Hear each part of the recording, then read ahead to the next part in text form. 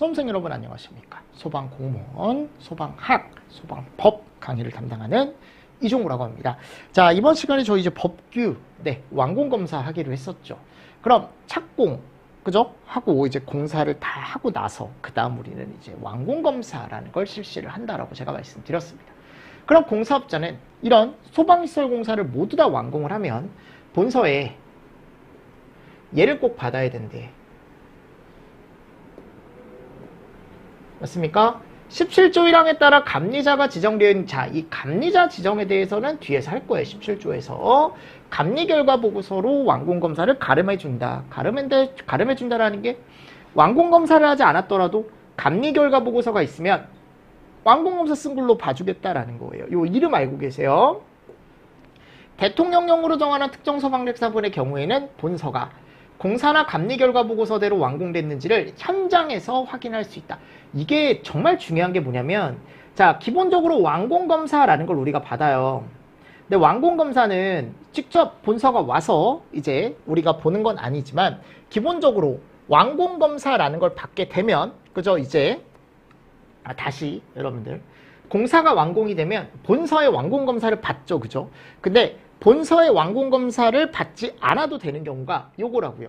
공사감리 결과보고서라는 게 있으면 그걸로 완공검사를 퉁 쳐준다라는 건데, 대통령령으로 정하는 특정 소방대상물의 경우는 본서가 꼭 감리 결과보고서만 보는 게 아니고 현장 가서 꼭 확인하래. 너무 중요한 거죠. 봐봐. 그죠? 그래서 이런 것들이 들어가 있습니다. 그래서 완공검사를 받지 않으면 뭐 200만 원 이하의 과태료다라고 들어가 있는데, 일단 현장 확인을 꼭 해줘야 되는 대상물의 종류는 시험 문제가 여러 번 나왔기 때문에 꼭 암기를 해 주셔야 됩니다. 아셨죠? 자, 그럼 뭐가 있냐? 대통령령으로 정하는 특정 소방 대상물이란 밑에 갔을 때 요거 꼭 암기해 두셔야 돼. 문, 종, 운, 판, 노, 수, 숙, 창. 문, 종, 운, 판, 노, 수, 숙, 창. 됐죠? 그리고 여기 추가적으로 플러스 지하 상가와, 이거 지하 상가예요. 하셨죠? 그리고 다중이용 업소가 들어가더라. 너무 중요하다. 왜냐하면 이 지하 상가를 다른 걸로 바꿔놓을 수 있거든. 뭐 지하구 이런 식으로. 무슨 말씀인지 아시겠습니까? 뭐 지하층 이런 식으로. 지하 상가입니다. 지하 상가. 그리고 여러 명이 이용하는 무슨 시설? 다중이용 업소. 그리고 다음 항목의 어느 하나에 해당하는 설비가 설치된 특정 소방대상물인데 SP 등과 뭐가 들어가요? 지금 물분무 등이 들어가죠. 중요하죠. SP 등, 물분무 등. 근데 물분무 등에 얘는 제외한대. 이거 꼭 보셔야 돼. 뭐는 제외한다? 호스릴은 제외한다. 그래서 등등 들어가요. 등등이 들어가는데 호스릴은 제외다. 그리고 1만 또는 11층. 이렇게 층수 나오면 보통 지하층 제외라고요. 그래서 1이 많아요. 숫자가. 1만, 11층. 뭐 제외? 아파트 제외. 그치? 요거 꼭 보셔야 돼. 그리고 가스 1,000톤. 다 1이라 그랬어요. 근데 가스 1,000톤인데 지하 매립 말고 뭐 노출? 지상 노출. 됐습니다. 그래서 완공검사를 위한 현장 확인 대상을 해줘야 되는 특정 소방대상물의 종류. 자, 정리하면 문종은 판노수습창. 그죠? 그리고 지하 다중. 됐죠? 요거 잘 보시고. 그리고 등등 들어가는데 호스릴 제외, 물분무 등에. 그리고 11층, 연면적 1만 111이라고 했어요. 그리고 또는 이제 아파트 제외라고 들어가 있었고, 마지막에 갔을 때 가스 1,000통, 지상 노출이라고 들어가 있었죠. 요거 왜냐면 지하 매립으로 또 바꿀 수 있거든. 됐습니까? 자, 요게 이제 완공검사에 대한 대표적인 내용입니다. 자, 근데 2항에 가보면 부분 완공검사도 가능하대요. 전체가 완공검사 받는데 시간이 너무 걸려서, 근데 내가 이제 그 건물 전체를 쓰는 게 아니고 그 중에 일부만 먼저 사용을 하고 싶대. 그러면 부분 완공검사라는 것도 가능합니다. 자, 이름이 뭐라고요? 부분 완공검사예요. 그래서 신청할 수 있다. 이 경우 본서장은 그 일부분의 공사가 완공됐는지 꼭 확인을 해주래. 그러니까 전체 준공받기 전에 부분 완공 검사라는 것도 있다라는 거죠. 그죠? 그리고 본서는 완공 검사나 부분 완공 검사를 하면은 증명서 발급을 하래요. 완공 검사, 이름이 완공 검사 증명서나 부분 완공 검사 증명서를 발급을 해주래. 본서가. 완공검사 및 부분완공검사의 신청과 검사 증명서의 발급, 완공검사 및 부분완공검사에 필요한 사항은 행안부령으로 정한다. 그래서 완공검사와 부분완공검사 신청과 검사 증명서 발급 필요한 사항은 행안부령으로 정한다라고 들어가 있죠. 그죠? 맞습니까? 그래서 거기 서류에 관련된 게 여기 밑에 이제 자세한 내용이 여기 들어가 있는 거죠. 공사업자는 공사의 완공검사, 부분완공검사를 받으려면 공사 완공검사 신청서나 부분완공검사 신청서에 설계도서 한 부를 꼭 첨부해서 설계도서까지 들어가서 본서장에게 제출을 해줘야 된다. 근데 설계도서가 변경되지 않았거나 또는 뭐 착공신고나 변경신고 후 설계도서가 변경되지 않았거나 감리업자가 공사감리 결과를 통보하는 경우는 내지 않아도 된다. 그래서 그걸 제외하고는 우리가 이런 신청서와 설계도서 한 부를 제출을 해야 된대요. 근데 뭐 많이 나오진 않습니다. 이 내용은. 결국은 중요한 건 요거야, 여러분들. 요거 현장 확인 대상. 자, 그리고 이제 공사 마지막까지 왔습니다. 하자보수. 하자보수는 누가 해주는 거예요? 공사업자가 해주는 겁니다. 꼭 아셔야죠. 공사 결과 자탐 등 대통령령으로 정하는 소방시설에 하자가 있을 땐 대통령령으로 정하는 기간 동안 하자보수를 꼭 해줘야 되는데 이게 다 대통령령에 들어가 있다고. 하자보수에 대한 내용은. 그럼 하자보수는 말 그대로 AS입니다.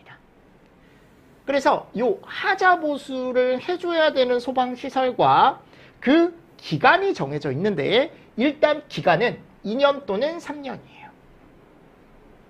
기간은 2년 또는 몇 년이라고요? 3년이에요 하셨죠? 그래서 2년 또는 3년이라는 기간 동안 우리가 이제 하자보수라는 걸 해줘야 돼. 그래서 뭐가 들어가 있습니까? 지금 비경, 비방, 피난, 유도, 비조, 무통. 그죠? 그래서 여기 가보면 비경 들어가 있고 비방 들어가 있고 이 피가 조금 특이해요. 그죠? 그리고 유도등 들어가 있고 비상 조명등 들어가 있죠? 무선통신 보조설비 들어가 있습니다. 근데 얘가 원래 제가 항상 외울 때 요 2년짜리는 보통 전기다라고 얘기하거든요. 근데 피난기구는 보통 전기는 아니야. 얘가 보통 기계인데 얘가 특이하게 2년짜리에 들어가 있는 거예요. 하셨죠? 그래서 요거 경방, 피유, 조무 이런 식으로라도 꼭 외워두셔야 돼. 시험지 잘 나와요. 2년짜리, 3년짜리 구분하는 거. 자, 3년은 그래서 보통 기계가 들어가는데 기계 쪽에 가보면 자동 소화 장치, 옥내, SP 등, 물분무 등, 그죠? 옥외, 여기도 내외 등등 똑같이 들어가네. 내외 등등. 그리고 자동 소화 장치라는 게 들어가고 탐, 자탐, 알, 용, 활. 그죠? 탐, 알, 용, 활. 아니면 그냥 기계가 대부분 다 3년이다 라고 크게 외워두셔도 돼요. 근데 여기 좀 특이한 게 이제 뭐냐면 요런 애들이 전기거든요. 전기인데 3년짜리에 들어가 있어요. 그러니까 자동화재 탐지 설비나 아이고 죄송해요. 탐, 알 요런 애들 전기인데 그죠? 요건 자동 소화 장치고 그리고 요 소화활동 설비가 나중에 6개라는 걸 우리가 배우거든요. 요게 뭐가 있냐면 재연, 연송, 연살, 연방, 무통, 비콘 이렇게 있어요. 근데 이 중에서 우리가 이제 아까 얘기했던 요 무통 있죠. 무통만 2년이고 나머진 다 3년이에요. 특히 비콘이 3년이라는 거. 비콘도 원래 전기인데 그죠? 요게 3년으로 들어가 있다라는 거. 그래서 이런 것들을 좀 외워주셔야 돼. 뭐 1년 4년 나오면 너무 땡큐고 1년 4년은 확실히 틀린 거니까. 왜냐면 하자보수 보증기간은 제가 2년 아니면 3년이라고 말씀드렸잖아요. 그죠? 그래서 요거 제일 많이 나왔고 그리고 가끔 이거 나와요. 자, 공사업자가 하자보수를 해준다라고 했는데 그럼 하자보수를 해달라고 신청하는 사람은 누구예요? 관계인이죠. 그죠? 관계인은 하자가 발생했을 때 공사업자에게 그 사실을 알려야 하며 통보를 받은 공사업자는 3일 이내에 하자를 보수하거나 보수 일정을 기록한 하자보수 계획을 관계인에게 뭘로 알리래요? 서면으로 알려주래. 그러니까 관계인이 공사업자한테 이제 이게 좀 AS가 좀 필요할 것 같아요 라고 하면은 공사업자 입장에서는 꼭 액션을 3일 이내에 취해줘야 되는 거예요. 그 액션이라는 게 가서 직접 해주든 제일 좋은 거죠. 하자보수를 3일 이내에 가서 꼭 해주든 아니면 내가 못할 수도 있잖아요. 못 갈 수도 있잖아. 3일 이내에. 그러면은 계획이라도 알려줘야 돼. 내가 이렇게 해서 계획을 세웠으니까 이렇게 해서 해주겠다라는 계획서를 전달을 해줘야 돼요. 꼭. 근데 이런 걸 안 하면 또 200만 원 이하의 과태료다라고 들어가 있고 관계 있는 공사업자가 다음 각 후에 어느 하나에 해당하는 경우는 본서에게 그 사실을 알릴 수 있다. 그러니까 방금처럼 3일 이내에 여기 3일이죠. 이 기간이. 하자보수를 안 했대. 또는 계획을 안 알려줬대. 그치? 그러니까 이런 것들이 문제가 되는 거죠. 3일 이내에 이거를 백을 해줘야 되는데 백을 하지 않고 그죠? 계획도 안 주고 서면으로 알리지도 않고. 그리고 하자보수 계획이 어떻대요? 불합리하대. 계획을 받긴 했거든요. 근데 내가 이걸 딱 읽어보니까 뭐야 이거? 나한테 너무 불리하잖아. 그죠? 그러면은 우리가 어떻게 할 수 있대요? 알릴 수 있대. 누구한테? 본서에게 알리는 거예요. 본서에게. 그럼 본부장 서장은 통보를 받았을 때 이거를 본인이 판단하기가 쉽지 않으니까 이 하자보수에 대한 걸. 그래서 지방위원회라는 곳에 심의를 요청해요. 이거 시설법에 나와요. 지금은 그냥 지방이라는 것만 알고 계세요. 그래서 아까 특수설계시공은 중앙 쪽이라 그랬고 이렇게 하자보수에 대한 건 지방. 됐나요? 그래서 이런 내용이 나중에 우리가 시설법에 가보면 중앙과 지방을 여러분들이 좀 나눠서 보실 수 있어야 돼. 됐습니다. 자, 그리고 나서 이제 다음에 가보면요. 자, 여기까지가 뭐예요? 우리가 보통 얘기하는 이제 공사고요. 자, 이제 감리로 갑니다. 어디로 가요? 감리. 3절. 자, 감리는 일단 우리가 감리업을 등록한 사람은 다음 각 후의 업무를 수행해야 된다. 이 업무가 너무 중요합니다. 그래서 적법과 적합이라는 걸 한다라는 거. 근데 더 큰 개념은 적합이 더 큰 개념이에요.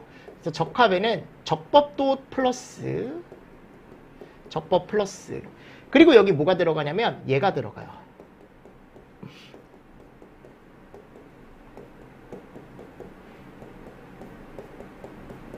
아셨죠? 뭐의 합리성? 기술상의 합리성. 기술상의 합리성이라는 게 들어갑니다. 여기. 됐습니까? 됐습니까? 그래서 적법성과 기술상의 합리성이라는 게 들어간다라는 거. 그럼 다음 각 후의 업무를 수행해야 한다라고 해가지고 이렇게 쭉 나와 있죠. 그럼 적법과 적합이 들어간다라고 했습니다. 그러면 예전에 이제 시험 문제가 나왔을 때 좀 어렵게 나오면 적법과 적합을 나누는 문제도 나왔었거든요.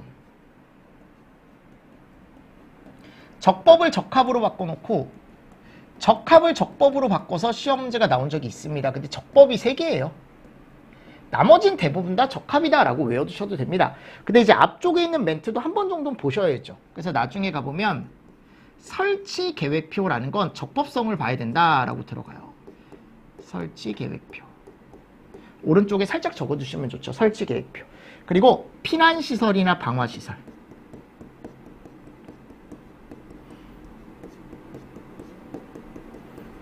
아셨죠? 자, 그리고 불연화와 방염. 하나, 방염. 들어갈 거고. 됐죠? 그리고 적합성에 가보면 설계 도서.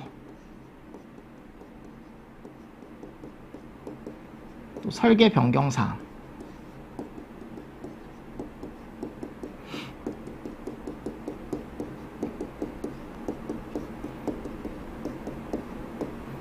아이고. 뭐 이런 내용들. 설계 변경사항도 들어가고요. 그리고 이제 소방용품에 대한 것도 들어가고. 그리고 시공상세도면이라는 게 들어가요.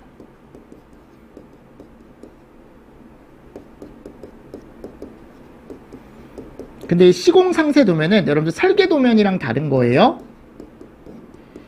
이게 공사업자가 그리는 도면이 따로 있어요. 설계도서는 설계업자가 그리는 거고, 그치? 그래서 이 시공상세도면은 공사업자라는 사람이 그린다라는 거 하나 알고 계셔야 됩니다. 요거. 됐습니까? 무슨 말씀인지 아시겠죠? 그래서 적법과 적합 기본적으로 들어가면 요거 가지고 고르는 문제도 나와요. 적법적합 안 들어간 게 결국 감리업자 업무가 아닌 거잖아요. 그것만 구분할 수 있으면 풀 수 있는 문제가 나오는 반면 또 앞에 있는 걸 바꿀 수도 있다고요. 그죠? 그리고 적법적합이 안 들어간 업무가 있어요. 그런 것들 좀 잘 보셔야겠죠. 그럼 여기 어떤 업무를 수행하냐? 근데 제가 앞에서 틀림없이 감리는 누구의 업무를 감시하는 거라 그랬어요. 공사업자. 그래서 공사업자가 제대로 공사를 하는지에 대한 지도와 감독을 하는 사람이다라고 제가 틀림없이 말씀드렸었죠. 그러면 감리업을 등록한 사람은, 감리업자는 다음 각호의 업무를 수행해야 한다라고 나와 있잖아요. 그죠? 그러면 여기에 이 말이 많이 들어가요. 앞쪽에 소방시설 등.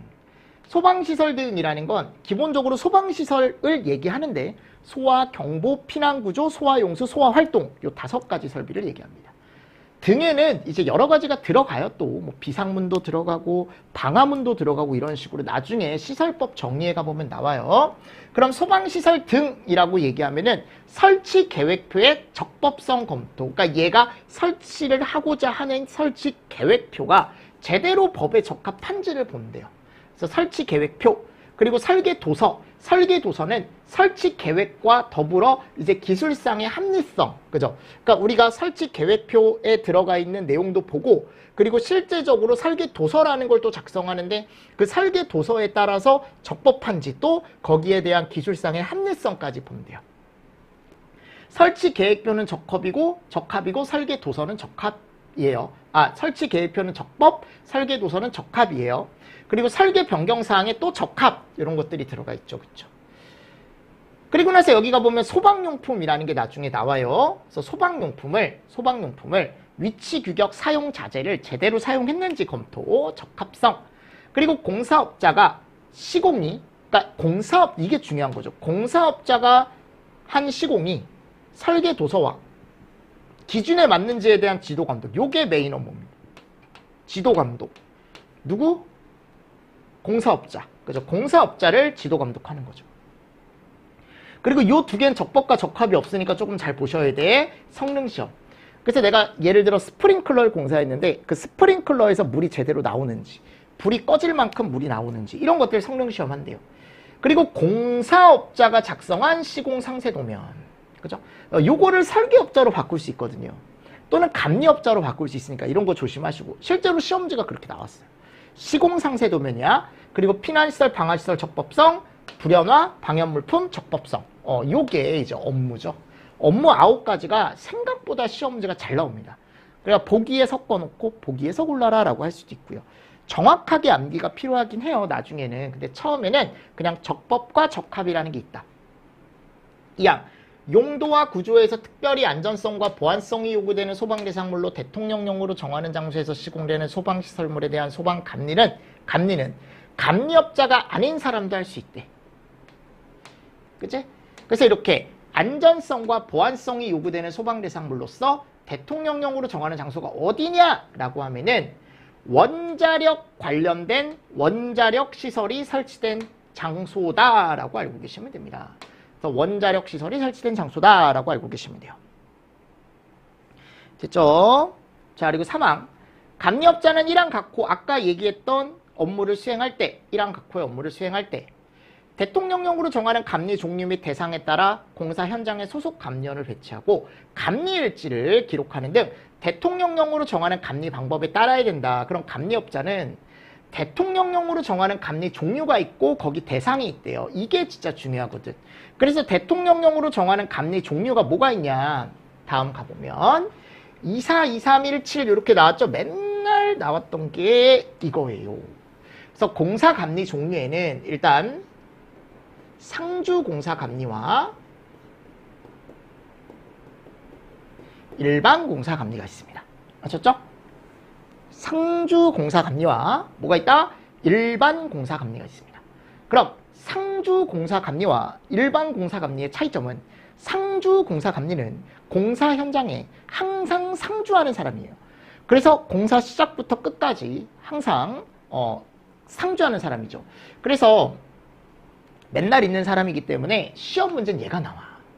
왜냐면 일반 공사 감리는 그렇지 않아도 되거든요. 주 1회 이상만 출근해도 되거든. 그러니까 이런 건 나중에 보시고 일단 상주가 중요한 거예요. 무조건 암기. 맨날 이거 나오는 거야. 여기서 연면적 3만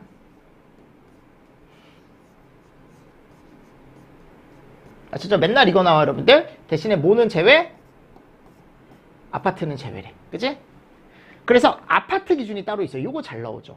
아파트 기준이 더 잘 나왔던 것 같아요. 지하층을 포함한 층수가, 이게 특이하게 지하층 포함이라는 게 들어간 게 되게 특이한 거라고 여러분들.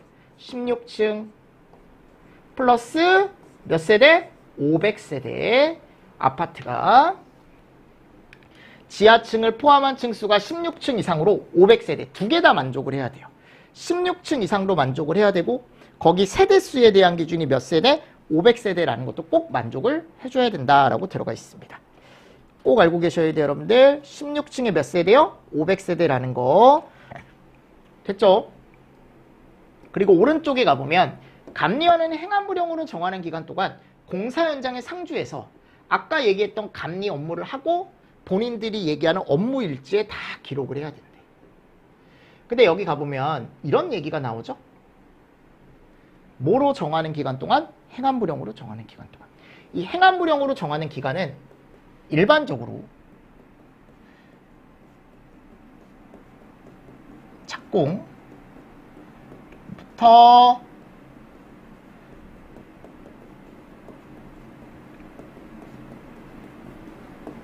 이때까지를 얘기합니다. 그냥 시작과 끝이에요.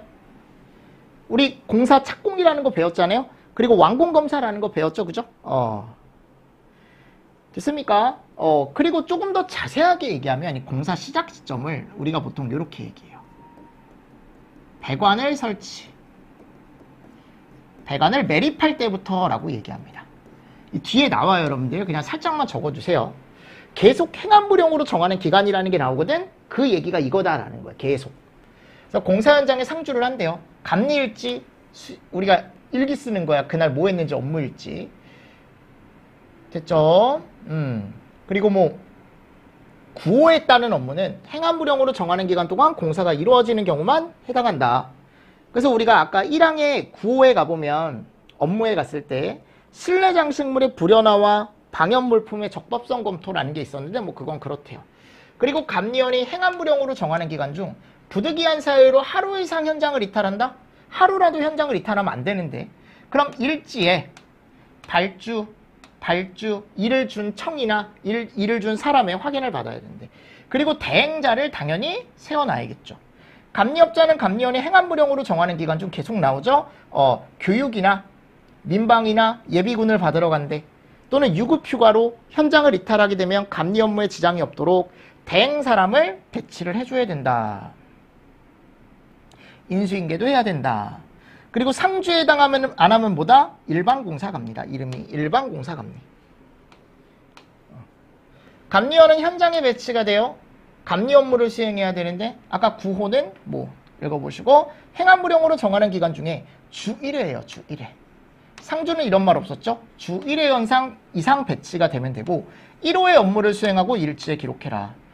감리업자는 감리원이 부득이한 사유로 14일 이내의 범위 내에서 그죠? 업무를 수행할 수 없을 때는 업무 대행자 요 업무를 수행할 수 없을 때는 그 업무를 지정해서 대리자한테 수행을 하게 해야 하고 업무 대행자는 주 2회 이상 공사 현장에 배치가 되고 1호의 업무를 수행해야 하며 그 업무 수행 내용을 또 감리원에게 통보하고 감리일지에 기록해야 된다. 이런 14일이나 이런 주 2회. 이게 여러분들 대행자 얘기하는 거 대행자. 됐습니다. 그래서 항상 요 상주공사 감리 대상 있죠. 개가 시험 문제가 나왔습니다. 알고 계셔야 돼. 중요합니다. 자, 17조 상주공사 감리자의 지정 등이라고 나와 있죠. 공사 감리자의 지정 등. 그러면 이 공사 감리자 지정은 뭐냐면 대통령령으로 정하는 특정 소방대상물의 관계인이 특정 소방대상물의 자탐, 옥내 소화전 설비 등 대통령령으로 정하는 소방시설을 시공할 땐 감리를 위해 감리자 꼭 지정을 해야 된대. 그러니까 이거는 그냥 모든 특정 소방대상물이라고 생각하시면 되고 이 특정 소방대상물에 대통령령으로 정하는 소방시설을 시공한다? 이게 중요한 거예요, 여러분들. 그래서 우리가 착공신고를 꼭 해줘야 되는 대상물이 앞에 있었고 지금 이거는 착공신고가 아니고 감리자를 지정해야 되는 대상이 있어요.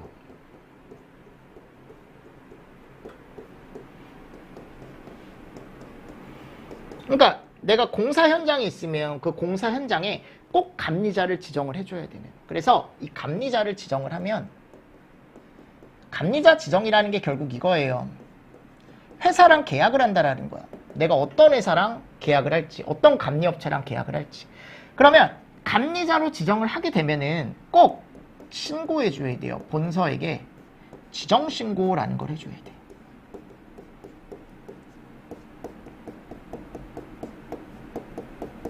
근데 나중에 가보면 뭐가 나와요? 변경신고도 나올 거야. 지정 변경신고라는 것도 나올 거라고요. 무슨 말씀인지 아시겠습니까? 그래서 이게 되게 중요한 개념들입니다. 나중에 갔을 때. 그래서 지정을 했을 땐 신고를 꼭 해줘야 돼요. 그래서 그 감리자를 꼭 지정해야 되는 신고가 나와요. 신고 범위가. 그래서 우리가 얘는 나중에 특정 소방대상물을 배우는데 그 전체 특정 소방대상물을 얘기하는 거고 요게 중요한 거야.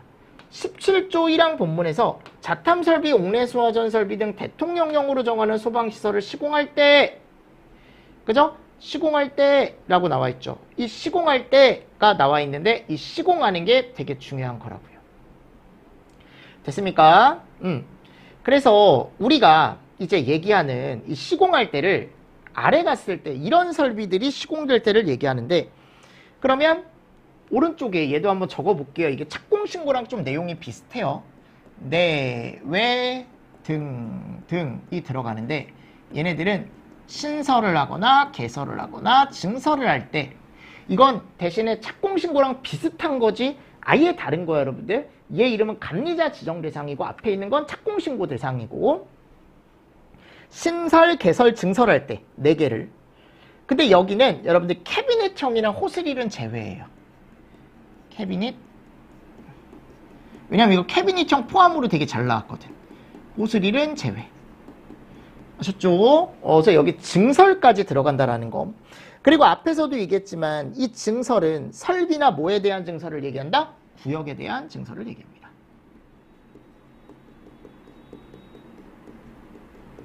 아셨죠? 근데 요거는 설비예요. 그리고 얘네들이 구역에 대한 증설이에요. 얘가 설비 증설, 얘가 구역에 대한 증설이다라는 거. 됐죠? 자, 그리고 탐알방 감용이라는 게 나와요. 탐, 알, 방, 감용. 여기는 증설이 안 들어갑니다. 딱 여기까지만 들어가요. 아셨죠? 신개까지만 들어갑니다. 그럼 여기다가 증설을 껴넣는 거예요. 다음 중 공사감리자 지정 대상이 아닌 것은 해가지고 그래서 자탐, 알림, 방송, 통감이라는 게 나와요. 됐죠? 그리고 소화용수까지 나오고 다음 이제 소화활동설비가 있는데 소화활동설비는 6개가 있다 그랬죠? 그래서 제살콤방,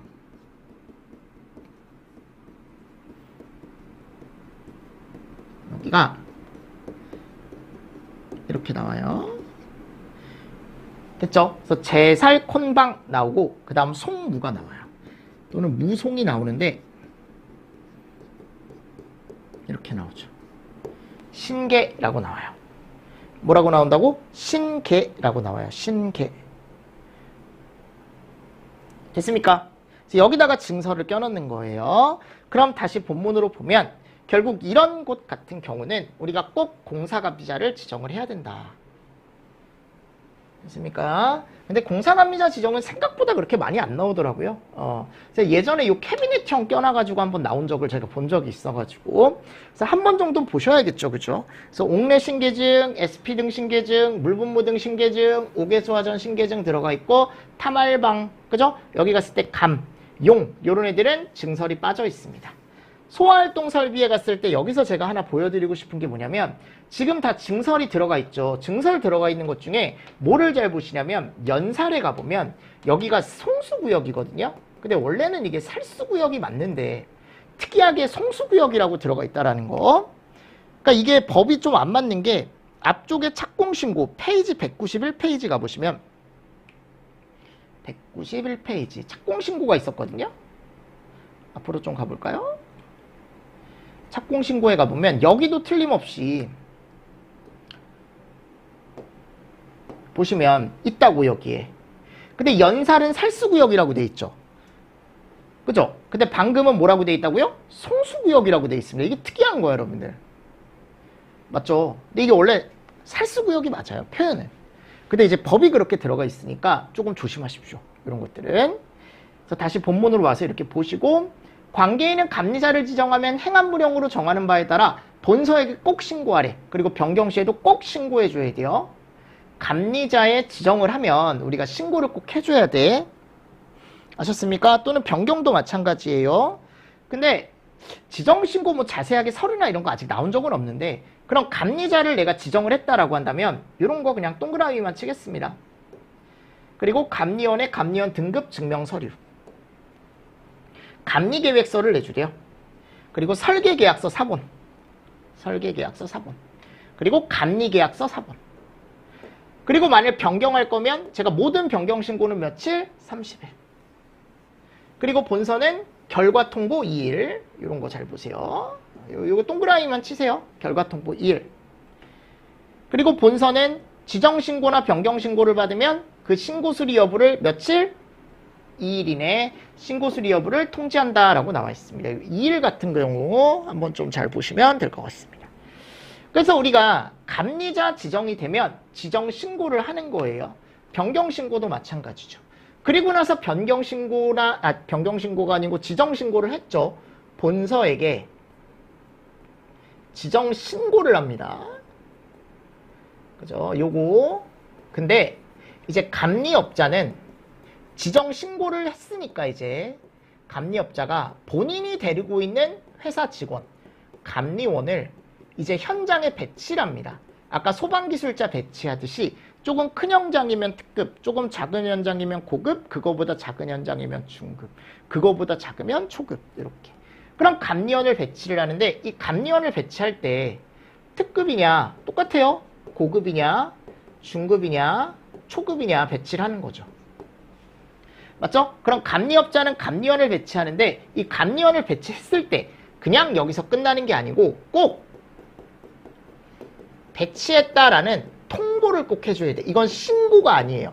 지정 신고고 아까는 얘는 배치 통보예요. 하셨죠? 변경도 마찬가지. 이거 중요합니다. 누구한테 할까요? 본서한테. 자, 신고는 지정 신고, 변경 신고. 배치를 하는 건 이제 내가 이 사람을 배치했다. 이건 통보예요. 그래서 밑에 가보면 요게 나와 있죠. 또 대통령령에 갔을 때 감리원의 세부 배치 기준과 배치 기간이라는 게 나와 있습니다. 보이십니까? 그래서 감리원의 배치 기준 및 배치 기간, 소방공사 감리원의 배치 기준, 책임감리원, 보조감리원, 현장 기준이 들어가 있죠. 근데 우리가 책임감리원은 말 그대로 책임자죠. 그래서 보통은 시험 문제가 책임감리원으로 시험 문제가 나오겠죠. 근데 이게 보면은 앞에 나왔던 기술자 배치 기준도 있었잖아요. 소방기술자도 제가 현장에다가 특급, 고급, 중급, 초급 배치를 해야 된다라고 했는데 얘는 특급감리원 중에 누구부터 시작하냐면 기술사부터 시작해요.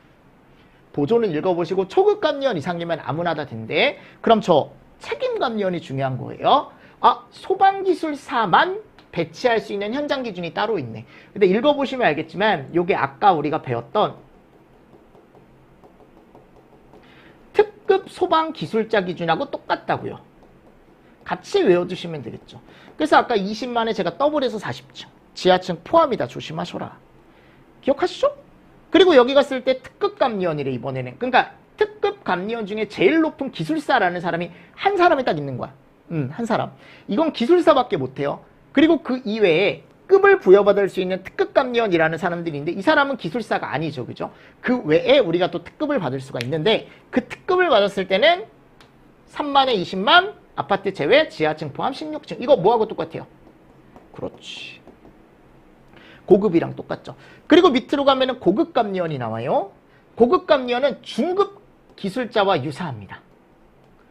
보시면 얘는 똑같죠. 물분무 등 재현 똑같죠. 호스릴 제외 재현 똑같이 들어가 있고 요게 좀 다른 거지. 요게 상이한 거지.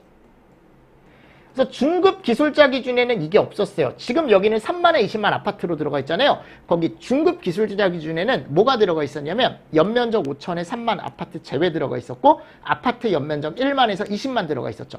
그게 조금 다른 거죠. 그죠? 그래서 요거는 외워두셔야 돼. 감리원 배치 기준 잘 나와요. 시험 문제. 기술자 배치 기준도 잘 나오고. 그리고 이제 여기가 보면 책임과 보조 구분 없이 중급이다. 5천에 3만. 초급은 5천 미만이나 지하고 요거는 별도로 외워주셔야지. 왜냐하면 기술자들과 조금 다르니까 기준이. 그래서 동일한 건 동일하다라고 해서 외워두셔도 되지만 이런 내용은 조금 다른 내용이니까. 자, 책임, 보조에 대한 정의 나와 있죠. 근데 요거 잘 보세요. 다목. 공사 현적 연면적 합계가 20만 제곱 이상인 경우는 20만을 초과했을 때 연면적 10만 제곱마다 보조를 1명 이상을 추가로 배치하래. 보조를 1명 이상을 추가로 배치를 해줘라. 맞죠? 10만 초과할 때마다 1명씩이에요. 이런 거 10만 잘 보시고.